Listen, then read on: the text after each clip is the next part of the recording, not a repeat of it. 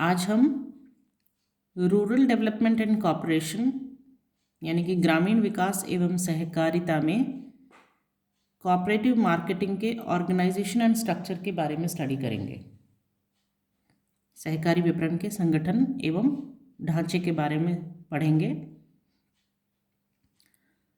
Cooperative marketing क्या होता है, इसके एडवांटेजेस, प्रॉब्लम्स, ये सारे मैंने आपको पिछली वीडियो में एक्सप्लेन किए हैं डिटेल में। आज हम इसके ऑर्गेनाइजेशन और स्ट्रक्चर के बारे में देखेंगे। देखिए, हमारे देश भारत में जो ये सहकारी विपणन समितियां हैं, उसका जो स्ट्रक्चर है वो अलग अलग स्टेट्स में अलग अलग है। किसी स्टेट में 2 स्तरीय है, किसी में 3 स्तरीय है। यानी कि कुछ स्टेट्स ऐसे हैं जहाँ पर 2 टायर सिस्टम ऑफ ऑर्गेनाइजेशन है कोऑपरेटिव मार्केटिंग का, और कुछ स्टेट्स ऐसे हैं जिसमें 3 टायर है, यानी कि 3 स्तरीय ढांचा है। अगर हम देखें कि कौन कौन से ऐसे राज्य हैं, स्टेट है जहाँ पर 2 टायर सिस्टम है, यानी कि 2 स्तरीय ढांचा है, तो उसमें आते हैं, देखिए, Assam, Bihar, Orissa, Madhya Pradesh MP, Karnataka, Kerala and West Bengal, Paschim Bengal, या जिसे हम कह सकते हैं पश्चिमी बंगाल। ये ऐसे स्टेट्स हैं जहाँ पर द्विस्तरीय ढांचा है सहकारी विपणन समितियों का। अब इसमें क्या होता है कि कई लेवल्स हैं। मंडी स्तर पर प्राथमिक विपणन समितियां होती है। जो मंडी स्तर है वहाँ पर जितना भी मंडी लेवल का मार्केट है वहाँ पर प्राथमिक विपणन समितियां होती है। प्राथमिक विपणन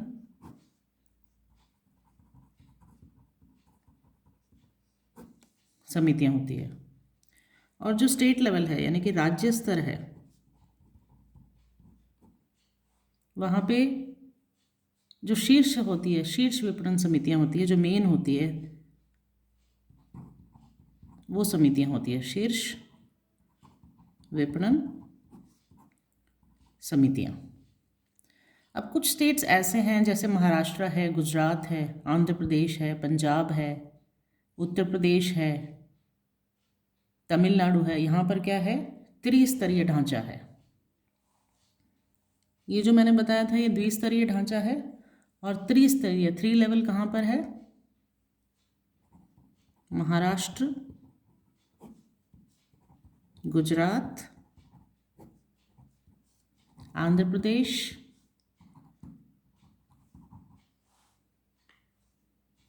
पंजाब, उत्तर प्रदेश, तमिलनाडु।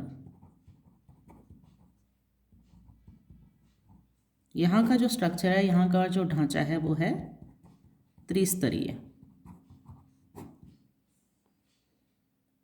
और इसके अंदर जो प्राथमिक है, प्राइमरी जो लेवल है, उस स्तर पर प्राथमिक विपणन समितियां हैं।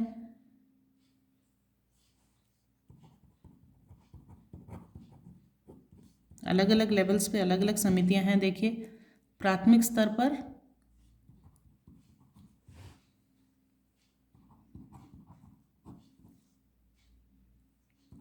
प्राथमिक विपणन समितियां,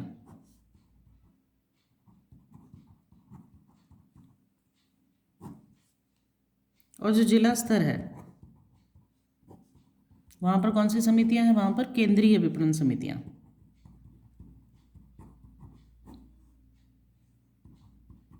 केंद्रीय विपणन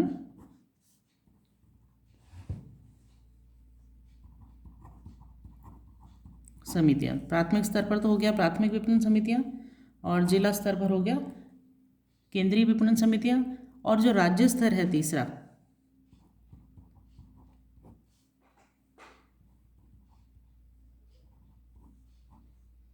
यहाँ पर शीर्ष समितियां हैं।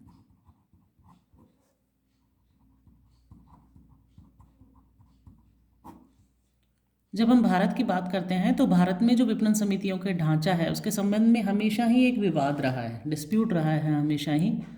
एक समिति का गठन किया गया था जिसका नाम था दांत वाला समिति।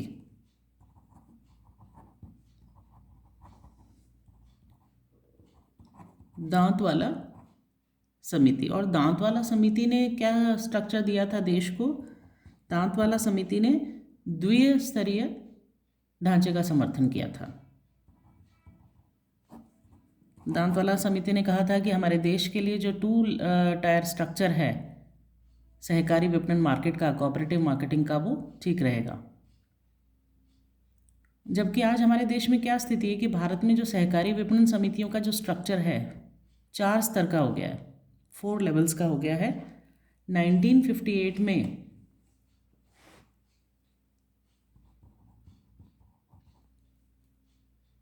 सहकारी विपणन क्षेत्र में, कोऑपरेटिव मार्केटिंग के एरिया में एक सर्वोच्च संस्था national agriculture cooperative marketing federation, इसकी स्थापना हुई थी।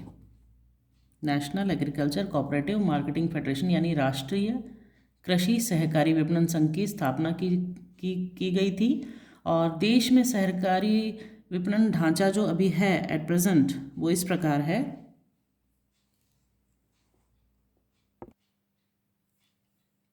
देखिए 1958 में सहकारी विपणन क्षेत्र में सर्वोच्च संस्था राष्ट्रीय कृषि सहकारी विपणन संघ यानी कि national agriculture cooperative marketing federation की स्थापना की जा चुकी है।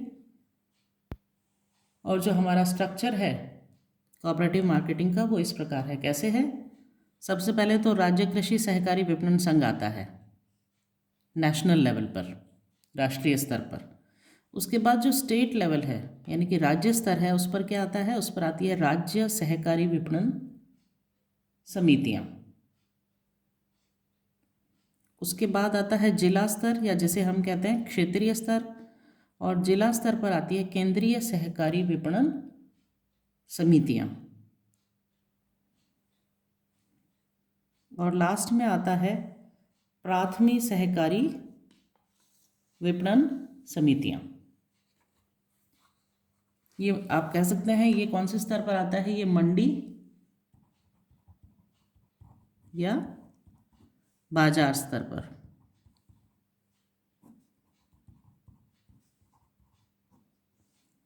तो ये 4 लेवल्स हैं, नेशनल लेवल यानी कि राष्ट्रीय स्तर पर, राज्य स्तर पर, जिला या क्षेत्रीय स्तर पर, और लास्ट है मंडी या बाजार स्तर पर। ये जो संघ है राष्ट्रीय कृषि सहकारी विपणन संघ या जिसे कहते हैं national agriculture cooperative marketing federation, यह सरकारी विपणन क्षेत्र में सर्वोच्च संस्था है, सबसे ऊंची संस्था है, जो क्या करती है? विभिन्न जो शीर्ष समितियां हैं उसके संघ के रूप में काम करती है। इसकी 25 ब्रांचेस हैं। और यह संघ जो है सभी राज्य समितियों का मार्गदर्शन करता है, उनको गाइड करता है, उनको एडवाइस देता है। यह देश के जो एक्सपोर्ट्स होते हैं उसमें भी हेल्प करता है। और जितने भी राज्य हैं, अपने स्टेट्स हैं अपने देश के, उनकी जो शीर्ष मार्केटिंग समितियां हैं, विपणन समितियां हैं, वो सारी इसकी क्या होती है? सदस्य होती है।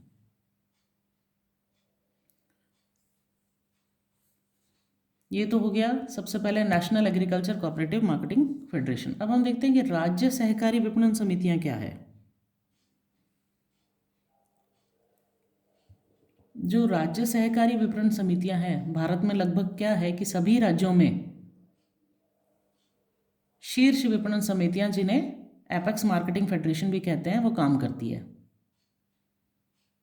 ये क्या करती है? ये संघ राज्य स्तर पर सहकारी विपणन व्यवस्था का कोऑर्डिनेशन करती है, डायरेक्शन करती है उनका। और ये केंद्रीय एवं प्राथमिक विपणन समितियों के संघ के रूप में कार्य करती है। यह संघ क्या करता है? अपनी सदस्य जो विपणन समितियां होती है उनको कृषि उपज के मार्केटिंग और स्टेट लेवल और जो एक्सपोर्ट ट्रेड होते हैं उसके अंदर हेल्प करती है। तो सबसे पहले हमने क्या देखा? National agriculture cooperative marketing federation. उसके बाद स्टेट कोऑपरेटिव मार्केटिंग सोसाइटीज़ क्या होती है, और फिर है सेंट्रल मार्केटिंग सोसाइटीज़। थर्ड आती है सेंट्रल मार्केटिंग सोसाइटी। अब क्या होता है, जैसे कुछ स्टेट्स हैं, जैसे कि गुजरात है, महाराष्ट्र है, आंध्र प्रदेश है, तमिलनाडु है, उत्तर प्रदेश, पंजाब, हरियाणा, इनमें माध्यमिक स्तर पर जो मिडिल ऑर्डर होता है उस लेवल पर सेंट्रल मार्केटिंग सोसाइटीज़ की स्थापना की गई है। ये समितियां क्या करती है, अपने क्षेत्र की जो प्राइमरी मार्केटिंग समितियां होती है, प्राथमिक विपणन समितियों, उनके संघ का काम करती है और कोऑर्डिनेट करती है जो प्राथमिक समितियां होती हैं उनके फंक्शंस में। ये समितियां किसानों को उपज का जो सेल है उसमें हेल्प करती है, उन्हें एग्रीकल्चर से रिलेटेड एवं जो उपभोक्ता वस्तुएं होती है उनकी सप्लाई करने का काम भी करती है। कभी कभी ये समितियां क्या करती है, कृषि उपज के जो काम होते हैं वो भी करती है, जिससे कि किसान को उसकी जो उपज है उसका उचित मूल्य मिल सके। और अगर ज़रूरी होता है, यानी कि अगर आवश्यकता होती है, तो उस आवश्यकता होने पर केंद्रीय समितियां क्या करती हैं, अंतर जिला व्यापार में भाग लेती है।